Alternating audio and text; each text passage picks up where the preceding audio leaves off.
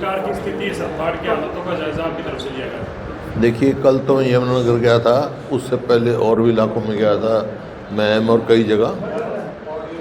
बहुत ज़बरदस्त नुकसान हुआ है हरियाणा का। और कल यमुनानगर गया तो वहाँ जमुना के साथ साथ जितने गांव हैं उनके तो कईयों की तो पूरी 50-50, 100-100 एकड़ ज़मीन बह गई, पॉपुलर समेत ज़मीनें बह गई। बड़ा भारी नुकसान हुआ है, इसमें कोई दो राय नहीं। पूरे हरियाणा में कोई 6000 के करीब गाँवों के में नुकसान हुआ है और 18 लाख एकड़ का इफ़ेक्ट हुआ है, ये इन्होंने दिया है। और 4 लाख से ज़्यादा किसानों ने ये क्षतिपूर्ति में डाला है, लेकिन असली नुकसान और भी ज़्यादा है। जैसे यमुनानगर का, जैसे मैंने बताया, कल काफ़ी लोगों को परेशानी थी। वहाँ कईयों के डंगर बह गए, मतलब मकान गिर गए, फसल गई। इसी प्रकार से जैसे और जगह भी कारण ये है कि ड्रेनों की सफाई नहीं हुई। वहाँ महम में गया था मैं, ड्रेन में कीकर पैदा हुई है। अब कीकर जम जाएगी उसमें तो आगे पानी कैसे जाएगा? ना लेवलिंग हुई, ना सफाई हुई। अब इसमें जो है 11 शहर इफ़ेक्टेड हैं, हरियाणा के 72 कस्बे और 6000 से ज़्यादा गांव। और कंपनसेशन जो सरकार ने दिया है वो किसान को 7000 से लेके 15000 रुपये प्रति एकड़। एक किस्म से किसान के साथ मजाक किया गया है, कि 30-35 हज़ार तो उसकी शुरू में खर्चा आ जाता है, जहाँ 60 से 70 हज़ार रुपये एकड़ ठेके पे उठती है ज़मीन, उसको आप 7000 रुपये दे रहे हो। मैंने ये कहा भाई कम से कम 60 से 70 हज़ार रुपया प्रति एकड़ मिलना चाहिए। और जो मकान गिरे हैं उनका मकानों का, जानवरों का, जो जानवर बहे हैं, पूरा करना चाहिए। अरे क्षतिपूर्ति पोर्टल क्या है भाई? ये मेरी समझ से बाहर है। तो एक और पहले परेशान है और परेशानी में डाल रहे हैं किसानों को।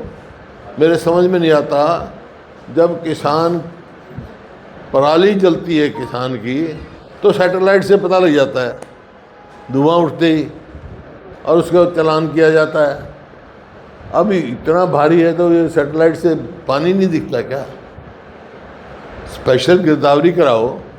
कई जगह मेरे को खबर मिली है कि पटवारी ने, तहसीलदार ने ये रिपोर्ट भेज दी सरकार को कि इस गांव में 100% नुकसान है, उसमें भी कहेंगे क्षतिपूर्ति भरो।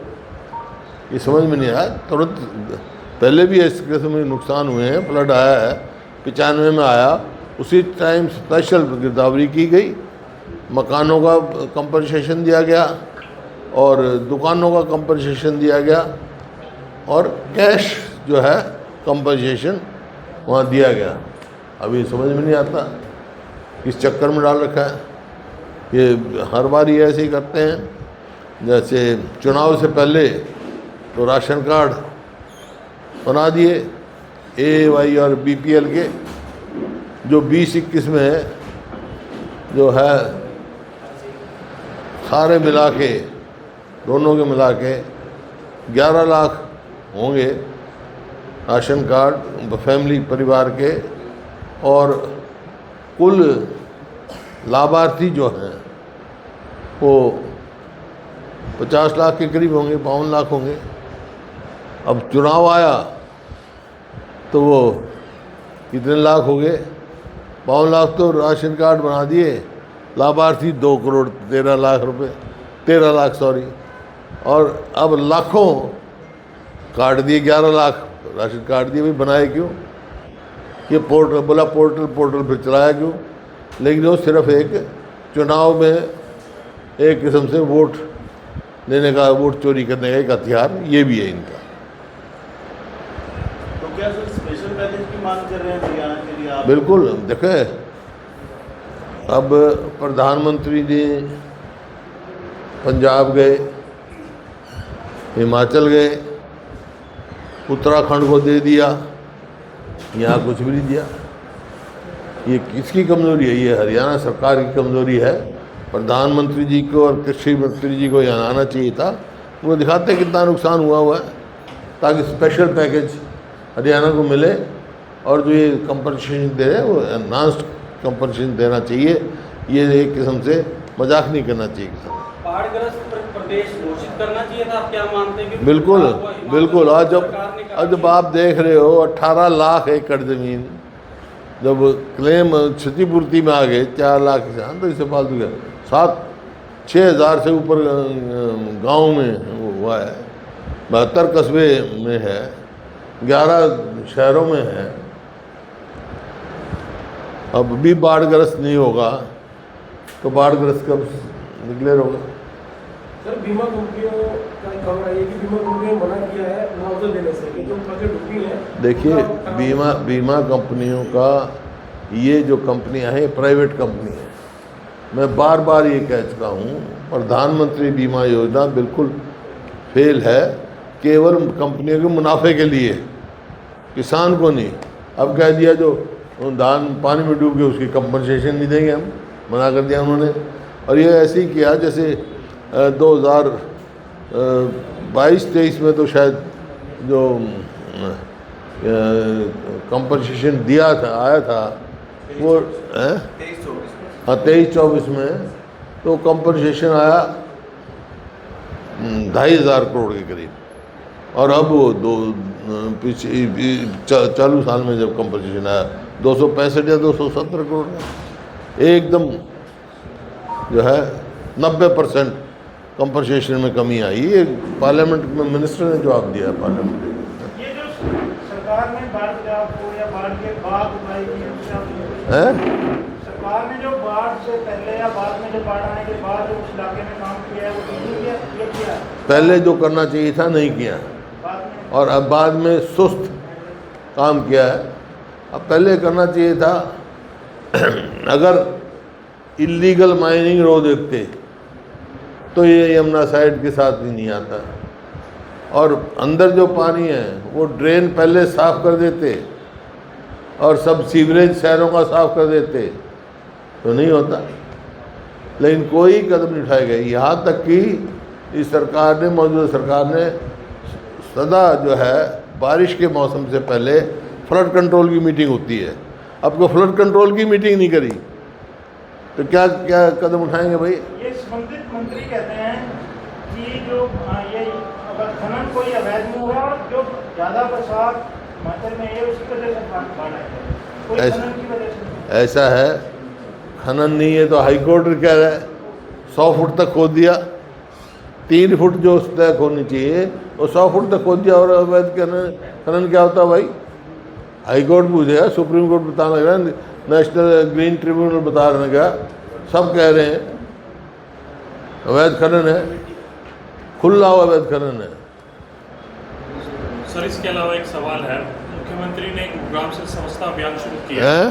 मुख्यमंत्री ने गुरुग्राम से स्वच्छता अभियान शुरू किया है और साथ साथ नगर निगमों की तरफ से भी एक नोटिस जारी किया गया है कि तमाम जो प्लाटों पे कूड़ा पड़ा है वो प्लाट धारक उसको साफ कराए, नहीं तो उन पर पेनल्टी लगाई जाएगी। कैसे देखते हैं सर? ये देख रहे हैं 11 साल के बाद इनको दिखा है कि अब हरियाणा जो है स्वच्छ नहीं है, 11 साल के बाद नज़र आया है। और जो प्लॉटों की बात कह रहे हो, मतलब अब ऐसा स्थिति कर दी है कि जो ये हुड्डा का नाम बदल के क्या कर दिया है, HSVP, वो प्रॉपर्टी डीलर बने, खुद प्रॉपर्टी डीलर बन रहे हैं, समझ से बाहर है। गरीब आदमी तो वैसे ही पहले बाहर कर दिया। ये जो बना था, हुड्डा पहले बना था, वो नो प्रॉफिट नो लॉस के लिए बना था, और इसलिए बना था कि मिडिल क्लास को, गरीब आदमी को उचित रेट पे प्लॉट मिल जाए और फिर इलीगल कॉलोनाइजेशन ना हो। ये अब ये मुनाफाखोरी में चले, मतलब लॉटरी से निकालते थे, वो सिस्टम ही बंद कर दिया। ऑक्शन करते हैं, ऑक्शन सिर्फ प्रॉपर्टी डीलर लेते हैं, वो भी अगर 40 प्लॉट हैं, 7 की एक बार करेंगे, 8 की एक बार करेंगे, 5 की एक बार करेंगे, ताकि वो नंबर ना पड़े, ऑक्शन के लिए। और वो इतने महंगे दे रहे हैं अभी बैठे थे पंचकुला का, वो बता रहा था 200 गज का जो 25,000 रुपये कभी लिया था प्लॉट, वो 4.5 करोड़ का है। तो इतने महंगे हैं, आम आदमी के उससे पहुँच से बाहर तो है। एक नया फैसला इसी किया है। प्रकार से जो ये काम कर रहे हैं, भाई ढेर तो गंदगी के लगवा दिए तुमने, साफ करे नहीं, प्लॉट होल्डर के जुर्माना की बात कह रहे हैं। अब एक नया फैसला लिया है जिसमें HSBB है, वो जो प्लॉट खरीदने बेचने वाला है उसकी मध्यस्थता भी करेगा और उसमें कमीशन देगा। कहा था मैं प्रॉपर्टी डीलर बन गया, अभी तो कहा था यार, तू सुनता तो है नहीं, दोबारा वही सवाल पूछा है इस बात को। अभी तो 1 मिनट पे तो मैंने कहा था, सेवा पखवाड़ा यही मैं कह रहा था, प्रॉपर्टी डीलर बन गई। मकसद तो ये था कि गरीब आदमी को, मिडिल क्लास को प्लॉट मिले, इस मकसद से बना था। तो पहले हुड्डा के नाम से था, अब ये उसके नाम से हो गया। हुड्डा का नाम तो बदल दिया क्योंकि उनको लगा भाई ये हर जगह मेरा ही नाम आ रहा है, तो इनको ये नहीं पता भाई ये हरियाणा अर्बन डेवलपमेंट अथॉरिटी से थे, HUDA, मैं HOODA, मैं तो हरियाणा ओवरऑल डेवलपमेंट अथॉरिटी हूँ। सर अब सेवा पखवाड़ा भी शुरू करा है सरकार ने, अब हैं? सेवा पखवाड़ा भी शुरू करा है, सारे डिपार्टमेंट जो है सेवा में जुट गए हैं प्रदेश की जनता की, और सारे जो काम रुके हुए थे या उनको सुचारू रूप से तेजी लाए, तो इसका सेवा पखवाड़ा नाम लेके काम। हाँ, भ्रष्टाचार और तेजी से बढ़ाए। एक उपराष्ट्रपति पद की आज उन्होंने पदभार ग्रहण किया, शपथ ली है सर हाँ। उपराष्ट्रपति की। और कोई भी विपक्ष का नेता इस दौरान मौजूद नहीं रहा सर शपथ ग्रहण सभा के दौरान। कैसे पता नहीं क्या कारण है। सर इस पे भी क्रॉस वोटिंग हुई है और विपक्षी नेताओं का कहना है कि बीजेपी ने नेताओं को खरीदने की कोशिश की। क्या आप ये उनके बयान आ रहे हैं भाई, धन्यवाद कर रहे हैं वो, जिनने डिफेक्ट किया है उनका धन्यवाद कर रहे हैं, इसका मतलब क्या है? सर एक और आरोप है, राहुल गांधी मलेशिया गए घूमने, हैं? राहुल गांधी मलेशिया गए हैं, भाजपा ने कह रहे हैं कि जब भी विपत्ति आती है देश में राहुल गांधी छुट्टियां मनाने चले जाते हैं। क्या गए? राहुल गांधी छुट्टियां मनाने चले जाते हैं विदेश में आपदा। ये क्या बात हुई? अब ये हमारे प्रधानमंत्री यदि रोज बाहरी घूम रहे हैं, कितने दिन बाहर रहते हैं वो, किसी काम से गए होंगे घूमने।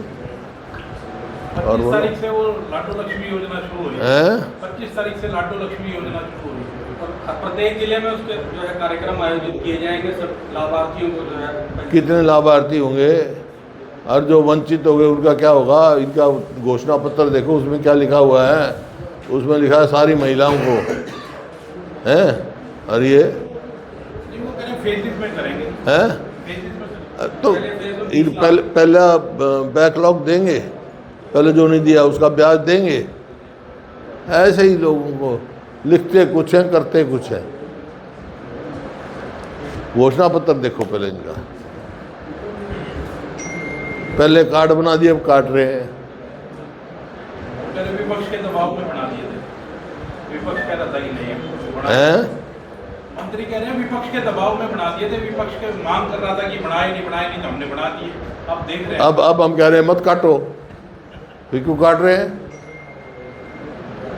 पहले बनाए क्यों और फिर काटे क्यों? कोई जवाब है इनका? धर्मांतरण कानून लागू किया 2022 हैं? में, धर्मांतरण कानून लागू किया था सरकार ने 2022 में, उसके तहत 9 में पहली गिरफ्तारी हरियाणा में हुई है। समझा नहीं मैं, क्या कौन? धर्मांतरण कानून लागू धर्मांतरण कानून क्या है?